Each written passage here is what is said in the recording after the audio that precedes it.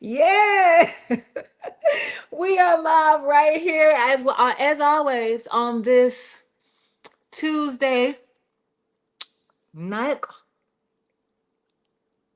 It's Tuesday night. I almost choked on that thing. Where we gather together every single Tuesday night for worship. This is church, y'all. Welcome to church. Where we wrestle with our faith, where we're not concerned at all about brick and mortars. We're not concerned at all about how many tithes. We're not concerned at all about how many members. We are strictly trying to figure out how we can show up our best, with our best faithful selves in this world so that we can interact human to human in a better way than we're doing right now.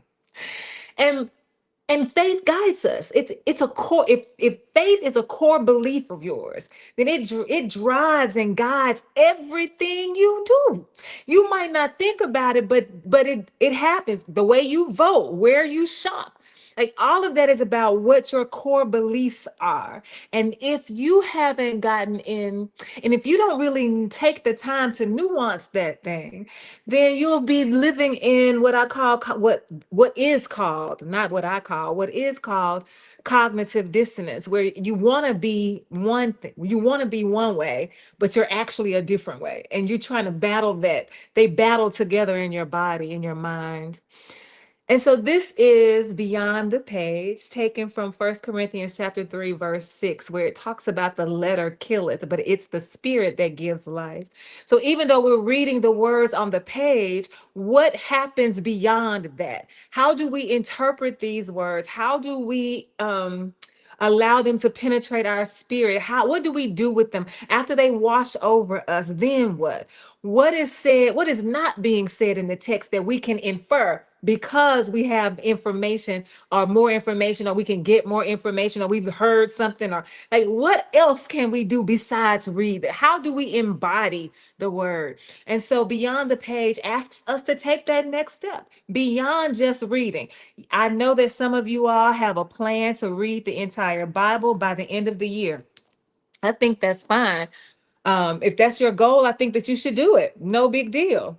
And I wonder how much are you really absorbing when you have to read because I tried it one time and it's so much reading for like one day. I'm like, it's just, do we just want to check the box, or do we want to say, wait, let me sit down.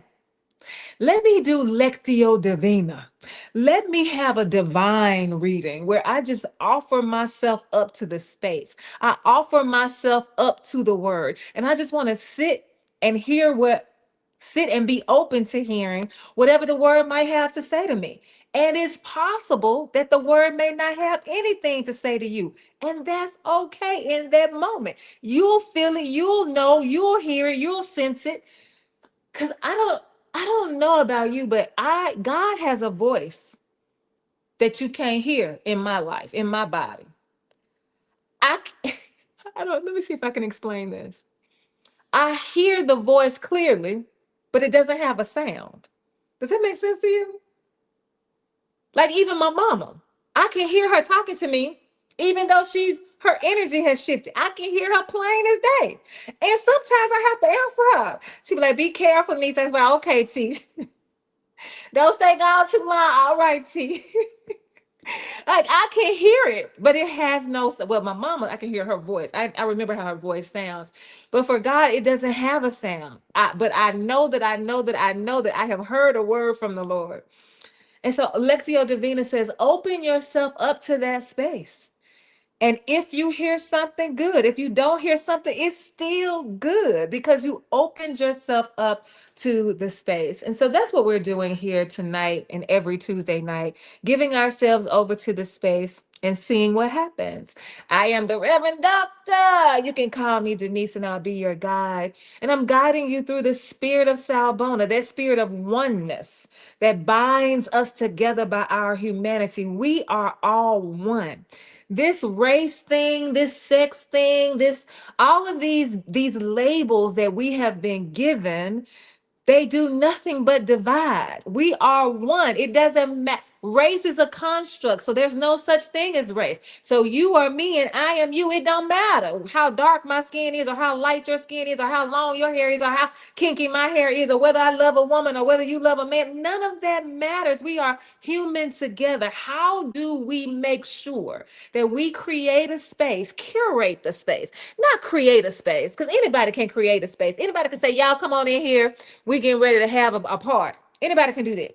But to curate a space means that I'm being very intentional in who I invite. I'm being very intentional about the food I'm going to prepare. I'm being very intentional about the words I'm going to use, words I'm going to say. Like you are making sure that you've got your finger on every bit of the planning to make sure that this happens. You can make sure that what your goal is will be accomplished in that space because you've been just that intentional. So we're gonna curate spaces for us to be human together. And what does that look like? And what does that mean? What does it look like for you? And what does that mean for you? I have found myself, I've had to catch myself a couple of times talking about my ancestors, like the people from Africa. But if we really want to talk about this thing the way we need to talk about this thing, we all came from one. So ain't no such thing as your ancestors and my ancestors. All of my ancestors, whether they white or black or not, they're all our ancestors. So I've had to catch myself. Like, I ain't got no ancestors that you don't have, and you don't have any that I don't have. We all have the same ones. And that was really it was kind of a ouch moment for me. Like, are you sure? For real?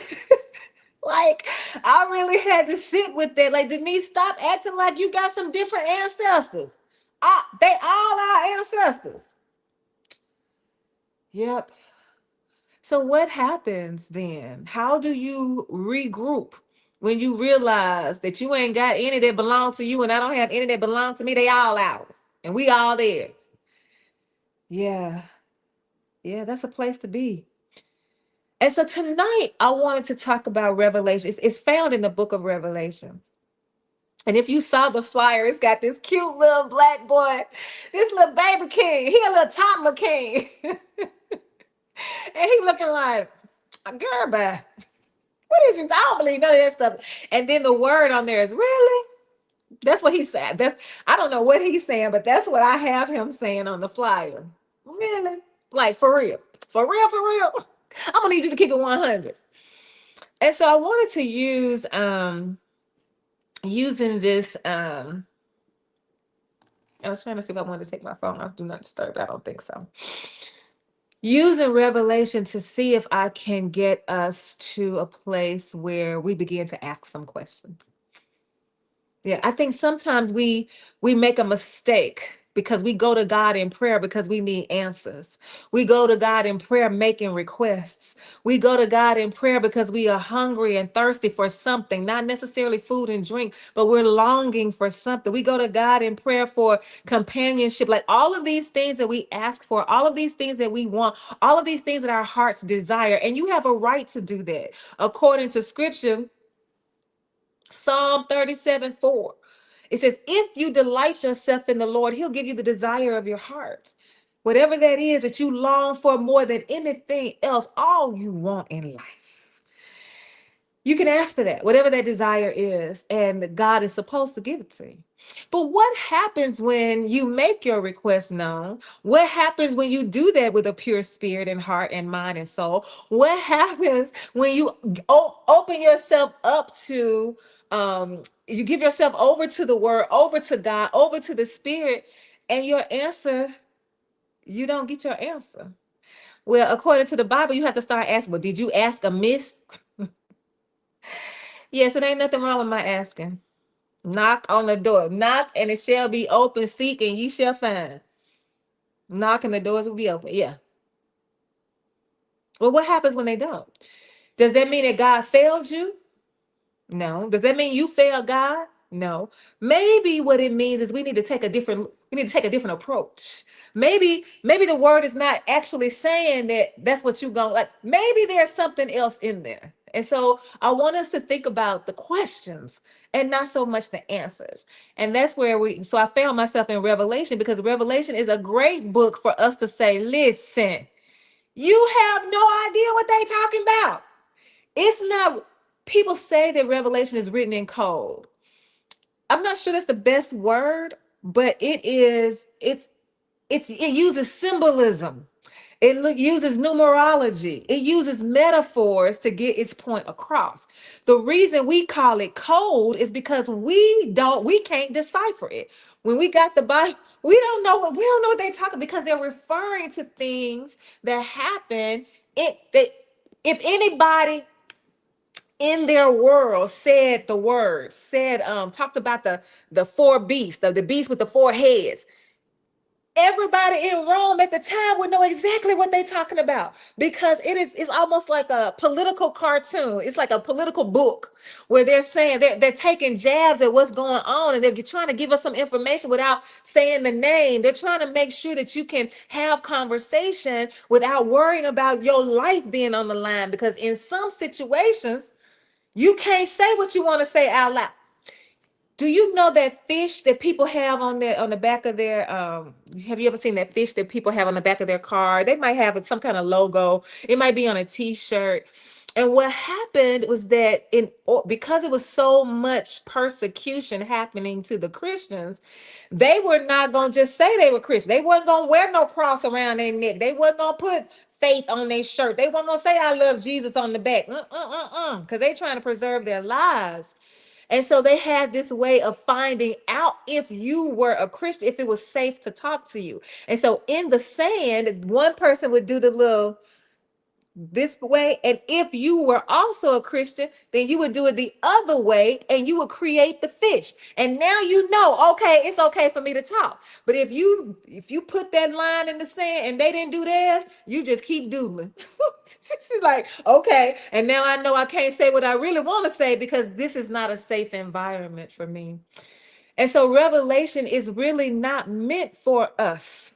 It was not the We have this notion that we can pick the Bible up. Some people believe that the Bible was written over 2,000 years ago. So we think we can pick up a text that's over 2,000 years old, just pick it up, bring it to 2026 and drop it and say, this is what thus saith the Lord to you and to me. What? And if you're using the King James version, you don't even understand. We do not talk like that with these ye's and eth's on the end. And some people say, well, I like it because it's poetic. Okay, well then I don't mind you reading it for its poetry, because the Bible is the greatest book of all times. It's an anthology. It's a series. It's a collection of stories from different perspectives at different times, from different approaches, from different beliefs, from different professions. Like, you got all of this in this Bible. So it's an amazing Bible. But to take it and apply it to my life as it is, that's just not the best thing to do, because the Bible was not written for 2026. Point blank, period.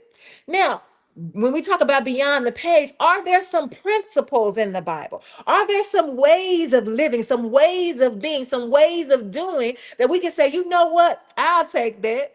I used to go to Creflo Dollar's church. It was one of those prosperity churches where um, somebody would say something, and if you agree with it, or if you want it to happen, then you'll reach up and say, I'll take that. They might say something like, money coming, money coming. He say, I'll take that. Again, it's a prosperity church. And so it talked a lot about money. But yeah, there are some things, that some principles where you say, I'll take that, I receive that, I can use that, I understand that, I like that. You can pull from it what you need to help you with your own, curate your own relationship with God, because this world is trying to tell us that everybody should worship one way. That's not God. Because God, if God wanted us to all to worship the same way, then we would all be the same. And that's not what we have. God created diversity of mind, body, soul, spirit. All of that is diverse. And so our way of loving God, our way of communing with God, our way of reading the Bible, our way of interpreting the Bible is not the same person to person. And that is a good thing. That's why we gather together in these spaces. Let me hear what you got to say. Let me tell you what I think. Well, what about this? Well, what about that? I'm going to have to come back next week. And so we can work that thing out. Yeah, that's what we're supposed to be doing, working that thing out. I love ice. You know, say ice water. Can I have? It's like ice water, but usually when you say, "Can I have some ice water?" You mean, ice. And you pour it in the cup and get some water. But I didn't think that sparkling water could be like good or bad. But let me tell y'all something. Whatever that is, all they're selling, it's cheaper than ice. Ice is pretty much running $1 a bottle. It's running $1 a bottle. But if you go to Dollar Tree, it's gonna be $1.25. See, I don't understand. Please don't get me started on how we keep punishing the people who are poor. That is just ridiculous. What? You gonna make the Dollar Tree a grocery store, and then you're gonna hike up the prices for the people that need the groceries that's in there. Okay, that's not what's on this. That's not. Let me stay focused. But the sparkling, yeah. So Aldi has some sparkling water they call Frost. Y'all, it's not good. It'll do in a pinch for sure, but it's not the same. But I started buying those powdery things because, make my own sparkling water. So here we are in the book of Revelation, and I want to read. I got a bit of constructive criticism. I'm okay. Criticism can be positive or negative. I'm okay with criticism. And so I usually have the Bible in like these little chunks.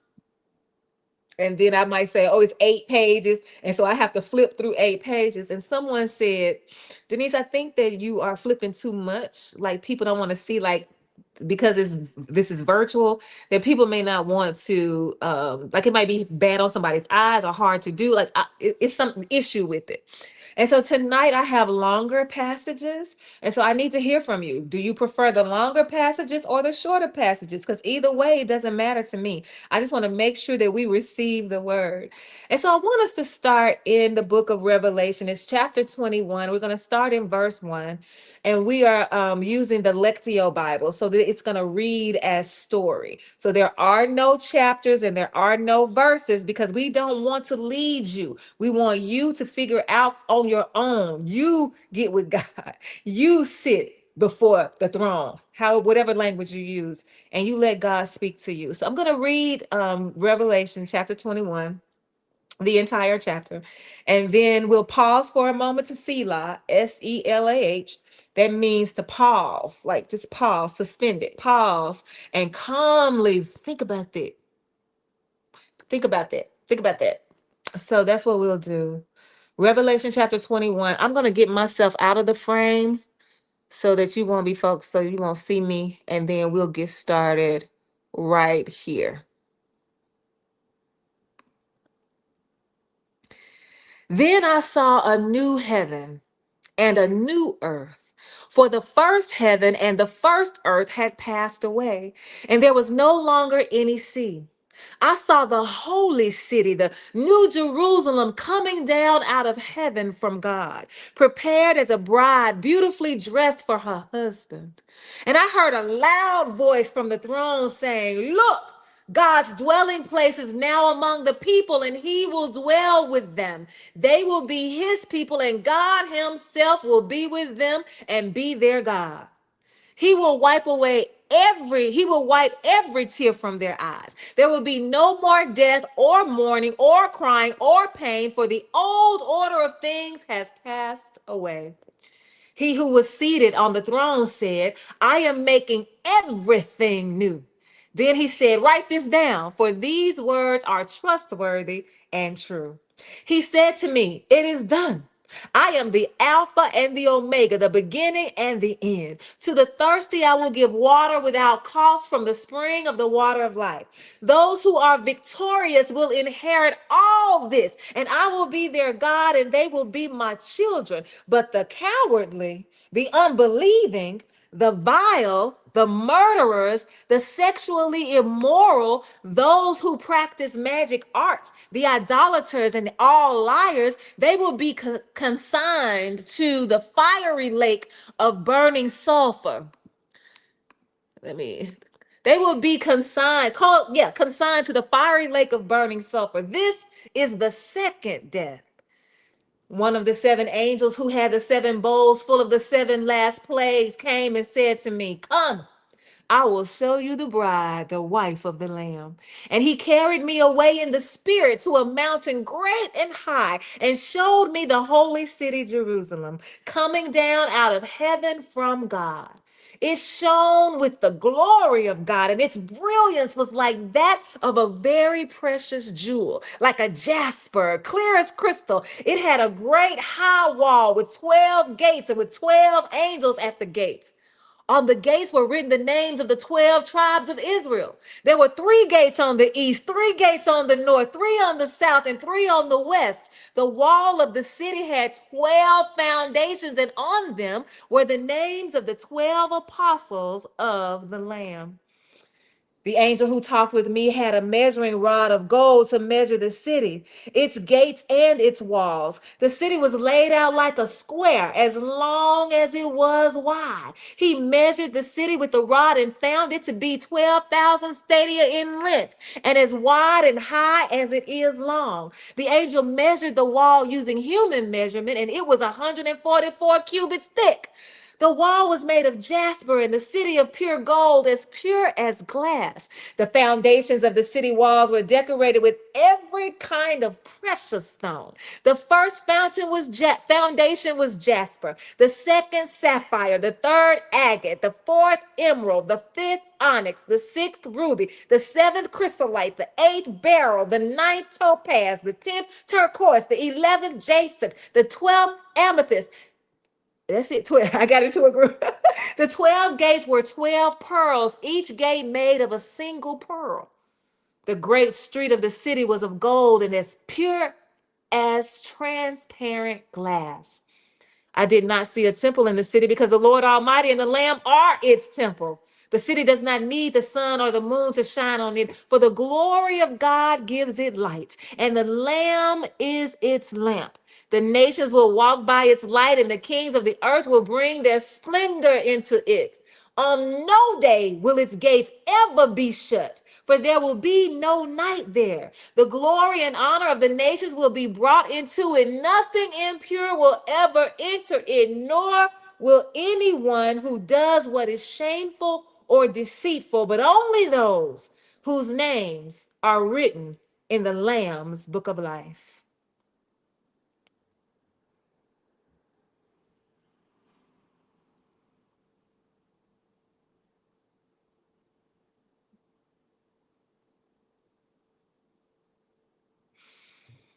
Okay.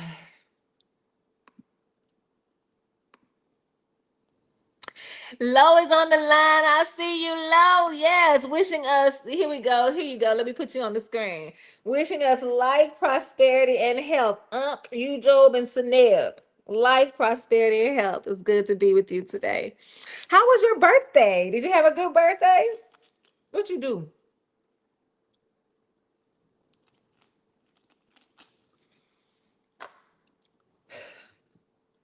Have you ever thought about your call story? Those of us who are in ministry, it depends on your circle. You'll hear somebody ask you the question, what's your call story? And what they're asking you is to tell them how you came to know Jesus, how you came to know God, how you came to know Buddha, how you came to know Muhammad. Like, whichever faith. This is not just about Christianity, but what brought you into your faith? Let's think about if you've seen the movie What's Love Got to Do with It? There's this scene when Tina Turner is having a meltdown. Her brain health is wavering, and she's in the mirror, and she's trying to put on her makeup, and she's just doing an awful job because again her brain health is going bad. And one of the singers comes in to help her, comes to talk to her. She ends up in the hospital, and the singer that's with her goes to the hospital with her, and she teaches her how to chant through her Buddhist faith. And so Tina Turner became a Buddhist after that moment. So if Tina Turner was going to tell her call story, that's what she would say. She would say, one day I was in a bad way, and my friend came. That would be her call story. So think for a moment about your call story. How did you come to know your God, whoever that is? What was the sequence of series of things that happened in your life? What's your call story? So Lo says the numbers that you quoted from the scripture is only 144,000. What happens to the throne, to the What happens to the ones who are thrown into the lake of fire? I think that's what you're asking. The numbers that you quoted from the scriptures only 144,000. What happens to the no, the ones that are thrown into the lake of fire? So here we go already. We we are interpreting it to be 144,000 people. That's what we are doing. Because it's a whole what religion is that? Is it Scientology? There's a whole religion that believes it's only gonna be 144,000 people that get into heaven. That's the remnant. The rest of the people, that's who gonna end up in the lake of fire. Everybody else, only 144,000. And so you think about this world, we got what, 3 million people? Like, I don't know, it's a whole bunch of people in the world. And you say only 144,000. Does that sound right?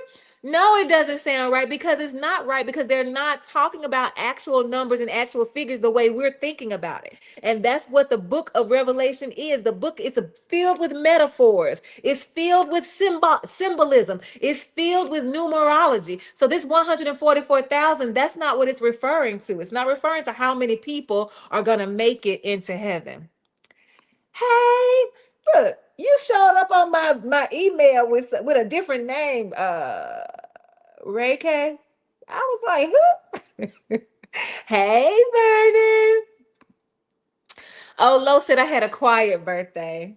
My birthdays are usually quiet because I don't ever answer the phone. And my cousin really does get upset with me. She's like, I'm trying to call you and tell you happy birthday. And I said, if I spend all day answering the phone, how can I have a happy birthday? Because I'm on the phone all day. And so my birthdays are usually quiet too. And then I'll thank people the next day. So I'm glad that you had a great birthday. Another year around the sun. So thinking about your call story, here's mine. I was living in Florida at the time. My brothers, okay, wait, I need to back up.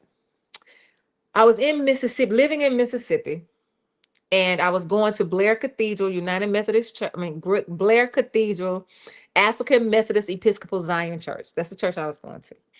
And it was, for me, it was radical, because I had come from a Baptist church. My home training is Baptist. And we did not, in the Baptist church, they didn't allow women to preach at the time. They didn't allow women to preach. You couldn't be up in the pulpit. The children could not come up in the pulpit. You better not have the children up there. Like all of that, all of that. We were middle class, so we were uppity. We were hoity-toity. And so we sang like this. That's how we sang. I mean, it was a whole thing. So when I got to this church and people were shouting, they were waving their hands, they'd kick off their shoes and go running around the church. They would come up to pray at 2 o'clock in the morning because the church never locked its doors. Like, I'm like, this is a whole nother world to me. I'm like, oh my goodness. Then I started going to Sunday school. And then one day when I walked in the door, the woman looked at me and said, "The woman of God has entered the room. Come teach this class." But I did. I got up and I walked over there and taught the class. We had all come to this was a altar call. I haven't been to an altar call in a long time, but they had an altar call. Like, if you need prayer, if you want prayer, if you need healing, whatever it is you need, come down. So I'm down there. We are all, and then we had a knee bench down there. And so you can kneel down there and you didn't have to get your knees wouldn't hurt. And then the pastor, Reverend John C. Evans Jr., came over to me with the mic and gave it to me and said, "Here, pray for the people."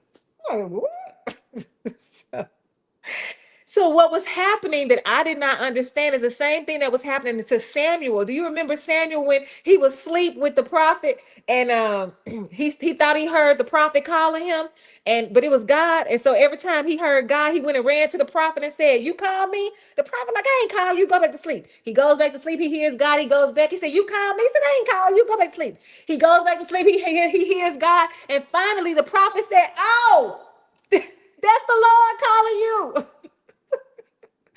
Say, "Here I am." And so sometimes it takes somebody else to see your gifts.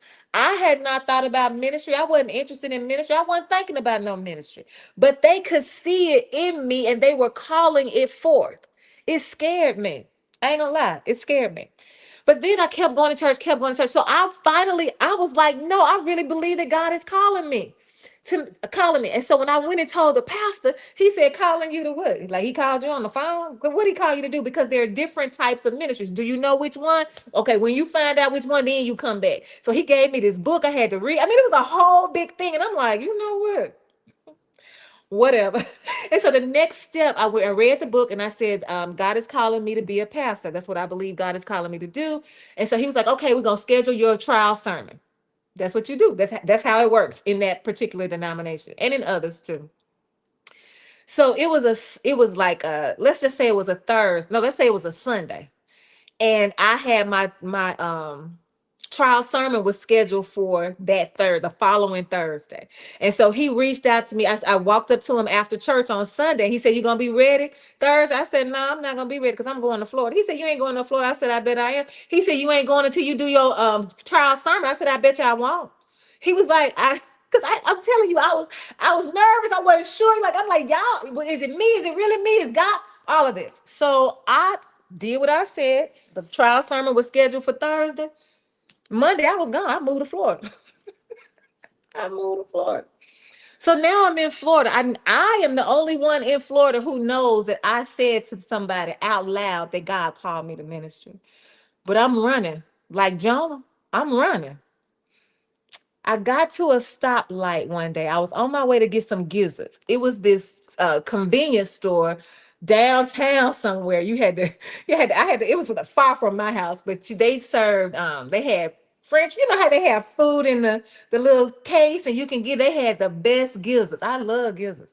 I don't want no livers, but I love gizzards. They had the best gizzards. I was on my way. I was almost there. I'm at the stop sign. I'm at the stoplight. All I got to do is take a right, go over the railroad track, and there go the gas station right there. I'm almost there. And I looked up and saw hands like this coming out the sky. Have you seen those pictures that they had the white Jesus? It was a white Jesus. A white Jesus with the white robe on and his hair long, and he's like telling you to come. The hands were in the sky. I saw them as sure as I'm looking at myself right now. The hands were in the sky like this saying, "Come." And I'm looking at the hands. Now, remember, I'm at the stoplight. So what do you think is happening? The light is changing and I can't move because it's hands coming out the sky. I'm wondering, does anybody else see? Do you see these hands coming out the sky? So people were bumping the horn. I'm out of it. People bumping the horn, they going around. It's all kinds of shenanigans. And I'm sitting there like, oh my goodness. I guess I am. I really am called. Okay, so now I'm in Florida. What I'm gonna do? I ain't finna do nothing. Cause don't nobody know I ain't gotta do nothing. So even though now I really believe it's me, God is calling me because I saw them hands say, "Come on." I'm not doing that. I was in bed about 4, 5, 6 nights later, maybe 4, 5 weeks later. I don't know how much longer it was, but it was after the hands. I am in the bed in my house, in my apartment by myself. And I sat up in the bed because I felt something in the room with me. And there were two angels sitting, one on each side of my bed, at the foot of my bed, one on each side. I can't see their faces, but I can see that they were angels. Do you know what they were doing? They were filing their nails. Both of them sitting at the foot of my bed, one on each side, filing their nails. And so I'm like, and so I got the message clearly. It don't matter how long it take you to come. We're going to sit right here until you answer your call. That's what we're going to do. And so it didn't take me long after that to go to the pastor in Florida and say, I've been called to preach and set up my trial sermon. And I did my trial sermon. Nobody else saw what I saw.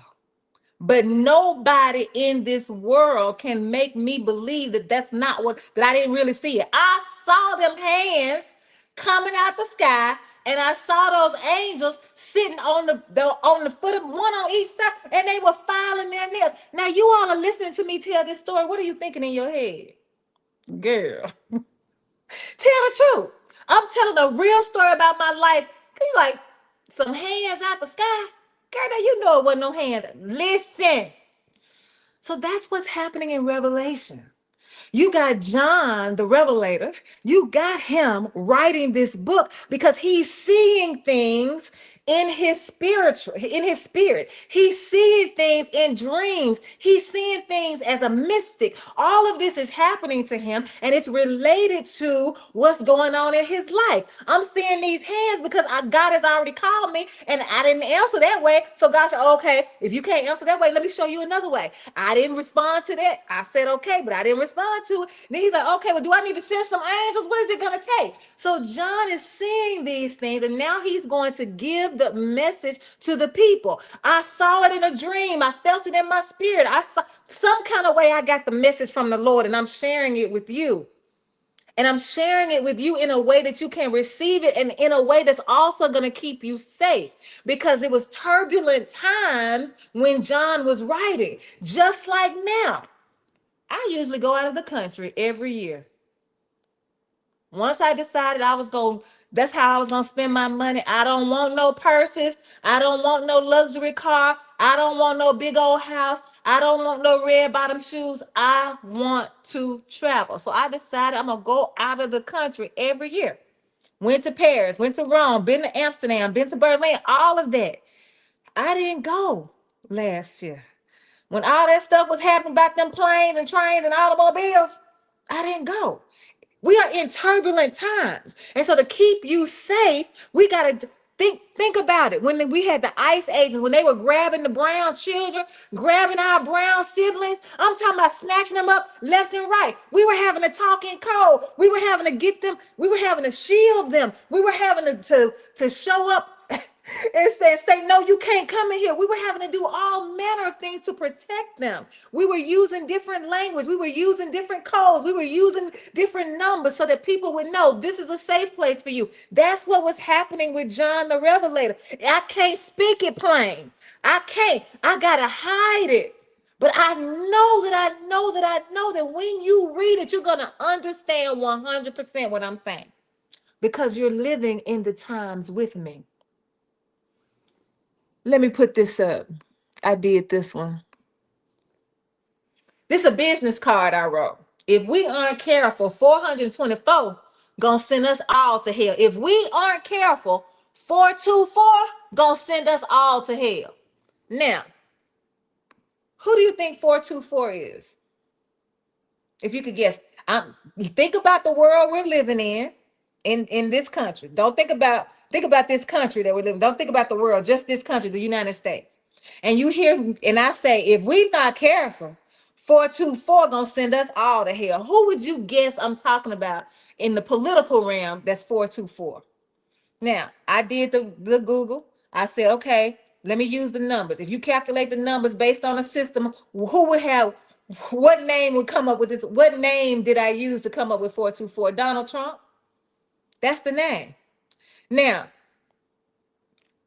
if we lived by that system of numbers, as soon as I said 424, you would have automatically known, because their system gave numbers to letters. So they were always equating numbers to letters, and they were always coming up with these ways of talking through numbers and letters, because that was the way that they functioned back then. I had to help somebody. I had to go get somebody to help me figure out how to do these numbers. And it might be, some people who are numerologists, y'all might know how to do it already, but I'm not one. So I had to ask the computer. And so 424 would be Donald Trump. If you look at the Revelation, you see 666, and people say that's the number of the beast, that's the devil. No, you could call it the devil, but not this force that we talk about, the devil on your trail. It was Nero. When you calculate his name, it came out to be 666.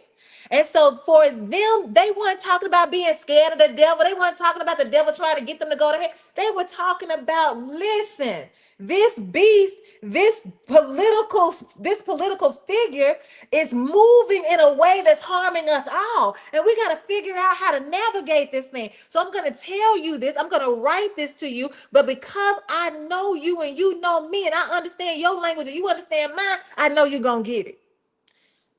Now, You bring that same letter over here to me and to you with the 666. I don't know nothing about Nero and calculating his name. So now I'm thinking, well, girl, what's the 666? So we've decided. I don't know who was the first person to decide it, but we've decided that 666, that's the number of the beast. And the beast is Satan. That's just our interpretation. That doesn't mean it's right. It's definitely not what they were talking about. And so that means then, if what I'm saying is true, if you can believe what I'm saying and that is true, then that means we done made some mistakes about what this Bible is trying to say to us. Like, for real, Denise, 666 is not the mark of the beast, not the beast, not a spiritual beast that we think is on our is God's opponent. They're talking about the king who making some terrible moves. So I say 424. I've told you now that's Donald Trump. So if you see 424 anywhere else, you'll automatically know. Oh my goodness, that's who they talking about. Talking about Donald Trump because I did the numbers. Now I used the computer to come up with them numbers, so so don't go tell nobody that that's the real number, because they're all different kinds of systems. So depending on the system, because they calculated Nero's name 666. Some people could calculate it and come up with 616. It depends on all the little nuances of the system. So that's just one number that I came up with. Now I'm not gonna go around here calling him 424. Actually, I don't call him at all. Okay, so here is chemistry composition of carbon: 6 protons, 6 neutrons, and 6 electrons. Look at that six. Look at them sixes. And if we really believe that 666 was the number of some spiritual beast that's always on our trail because we are holy and he's coming for us, then you would think that this 666 has some kind of, oh my goodness, girl, we can't talk about these protons and these neutrons because it's 666. Oh, wait a minute. And then that would not be good for you at all, because ain't nothing wrong with these protons, neutrons, and electrons. We need to know about that. We made up of them things. And so I'm reading this story about John talking about this new heaven and this new earth, these 12 gates. The gates, each one of the gates was made out of one pearl. He's talking about how beautiful it is. And so we have adopted all of the interpretation of what he's saying. We've adopted it, not understanding it. We've created our own understanding of it. And so there are some of us who are really expecting to die and go to heaven where the streets are paved with gold. I found this.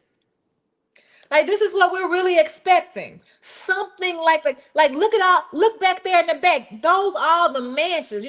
When in John, yeah, in the Gospel of John, talks about, I go to prepare a place for you. And so the people are really expecting there to be this place.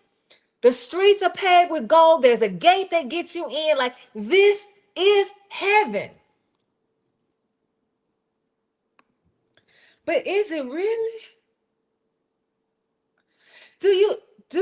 Is heaven a new neighborhood? We're gonna come, we're gonna all have our own house, and we're gonna all live together in the neighborhood. I guess we're gonna cook for each. Like, how does that work? Because the Bible also says in Corinthians, it says that we're gonna be caught up. Those of us who are still alive, we're gonna be, when the trumpet sounds, those of us who are still alive, we're gonna be caught up in the spirit. And those who are dead but are faithful, they gonna come up out the grave. So our spirits are gonna live in a house? Really? Is that what we're saying? I'm asking, because if that's what we're saying, make that make sense for me, that your spirit has a house. So, oh, you're gonna get a new body. Okay. A body that does not decay, because it's not going to be, we read this, it's not going to be any mourning, it's not going to be any pain, it's not going to be any of those things. And so we got a new body that's we never have to worry about going to the doctor. We don't have to worry about any of those things, because we're living in this whole new city, this whole new neighborhood with all of the faithful ones. Lo asked a question about numbers a few minutes ago. So 144,000, that's going to be one neighborhood. 3 million people. I guess we all not going. So we going to come in and out the house. We going to greet each other. Do we have to? I guess we don't have to mow the lawn. What are we going to be doing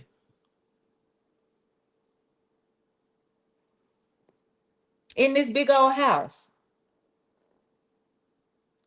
Honestly, I don't want to go to heaven and have to be in a house.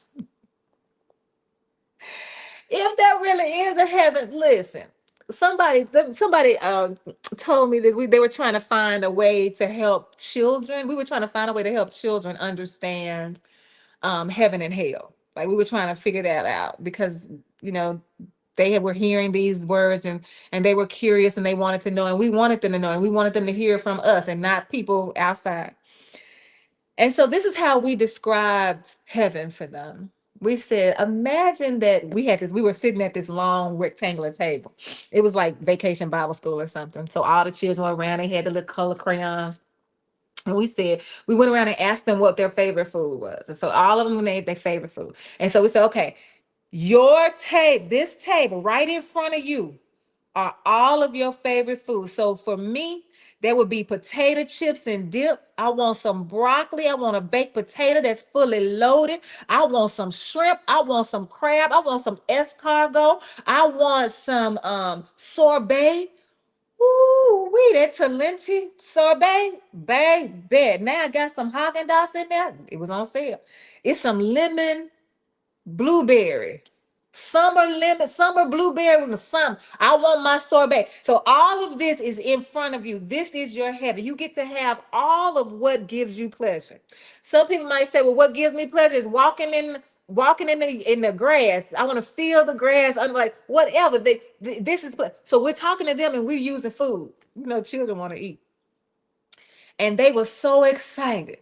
And they started thinking about heaven. So now we got them thinking about, we need them to think about it. That means you got to watch your behavior. You got to watch what comes out of your mouth. Like, so we got it. And then we want to say, okay, well, what would hell be? And I don't even know if one of the children guessed it or not. But we said, okay, the same thing. The table is prepared for you with everything that you love. And it's almost at your fingertips. You can reach out, but you can't grab hold. You can't get close enough to it to grab it, but it's right there. And it's so close. And you want it so bad, but you can't get it. And what that feels like to just have you just drooling. You want it so bad, but you can't get it. That's what hell feels like. That's just the metaphor that we used for those children to help them understand heaven and hell. Now, we ain't say nothing to them. We didn't say anything to them about gates, pearly gates, and streets of gold. They're not going to understand that, not at this particular time. We had to make it plain for them. Now, if they go and write that down and they say, this is what heaven, this is what I learned today, and we pick up their diary next year and we look at it and we're like, where they get this from? In that time, for such a time as this, that they were having the conversation and we were coming up with the explanations, that is what worked. That is what they understood, and they decided to capture it. Now, we don't want to put that on somebody else. Now, this is your hell, that you can't eat this food. Like I said, somebody don't even want food. You might just want to be in the grass, and that'll be your heaven. So this idea that we come up with, these ideas of interpretation that we come up with to help us understand, that's fine and dandy for you to understand. But to pick up your beliefs and your interpretations and drop them on somebody else and say, this is what you're supposed to be doing, it don't work like that. You cannot tell me who my God is. You cannot tell me how to worship my God. You cannot tell me how to pray. You cannot tell me how often to go to church. You cannot tell me that I gotta go to church. The only thing I have to do is be in right relationship with my God, and not because I'm scared of hell, but because God, I believe, for my life, created me first, loved me, the one who loved me first, because God knew about me before my mom and daddy. for the one who loved me first, because I believe that there is something bigger out there. And I believe that there is something that I can turn to for comfort. Because even when I pray, I say this, I say, God, I'm not even praying for you because you already know. If God is omniscient and already knows everything, then why do we have to pray? The prayer is for me, to encourage myself, to comfort myself, to build up my own self, to get myself ready for the fight, to make sure that I got enough power to start. The prayer is for me. I'm just reminding myself of what I already have, what's already happening inside of me, inside of this relationship. The prayer is not for God. And so when somebody says pray for them, I'm like, okay, what are we praying for? Like, I want to touch and agree. Like, what's their name? We praying for Sean. He in the hospital. Okay, that's what I'm gonna pray for. So I'm not praying for God to heal, because God is already gonna do what God is gonna do. But the people who love Sean and who are watching them go through this, God, be a fence around them so that you can protect them during this time, so that they'll know that everything is gonna be all right, no matter how it turns out, that your will will prevail. And whatever you want to do, God, we want you to do. We just want to make sure that they know that they are not alone. Make sure that they know, they can feel the presence of the Spirit with them. We don't want that to get lost in translation, God. We want you to manifest in there. And you know what usually happens when you pray like that? Somebody walk through the room. God done walked in the room. We praying up here, and God done walked in the room. Somebody comes in, it might be the doctor with the good news. It might be your neighbor with some food. Like, I don't know. But generally, that's usually what happens. You pray, and then a person shows up. Because that's who God is a spirit. God has to have a vessel. So I'm looking at you and I'm like, look at God. And you like, God, girl, that ain't God. How you feel? That's most definitely God. And so if I can generate enough interest for you to question this book, is it really only 144,000 people that's going to be saved? Really?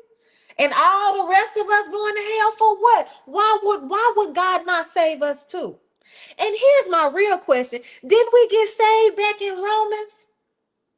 When it says, if thou confess with Romans 10 and 9, if you confess with your mouth the Lord Jesus and you believe in your heart that God raised him from the dead, thou shalt be saved. So if I've said out of my mouth, I love Jesus, or whoever the God is, I love Muhammad, I love Allah, whoever the God is, it doesn't matter to me. It all works the same. Every system of religion works the same. There is this place that you aspire to go.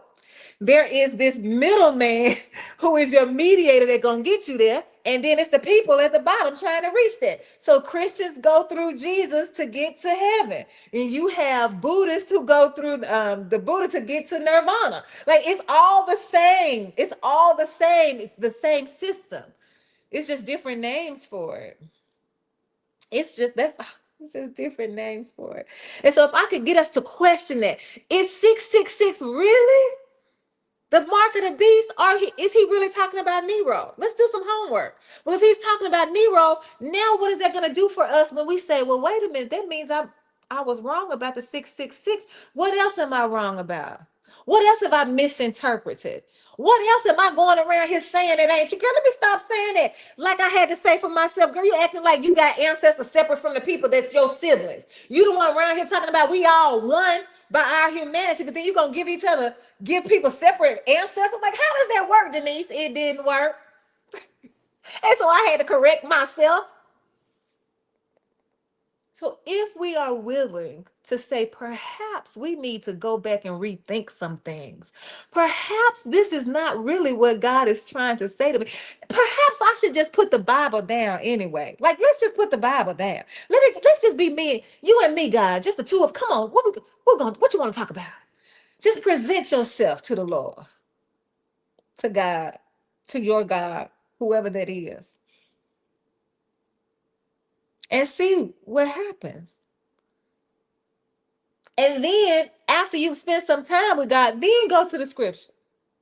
If you want to, I promise you'll see it differently. Like it's like a song, the hymns with the old hymns we used to sing back in the day when we were little. Go back and look at them now. They have a totally different meaning because you've grown. Your understanding has deepened. Like all of that. So the Bible is fluid. That's why we call this beyond the page. It's more to the Bible than what we read. And I'm afraid, you know what? Usually I would say on behalf of all pastors.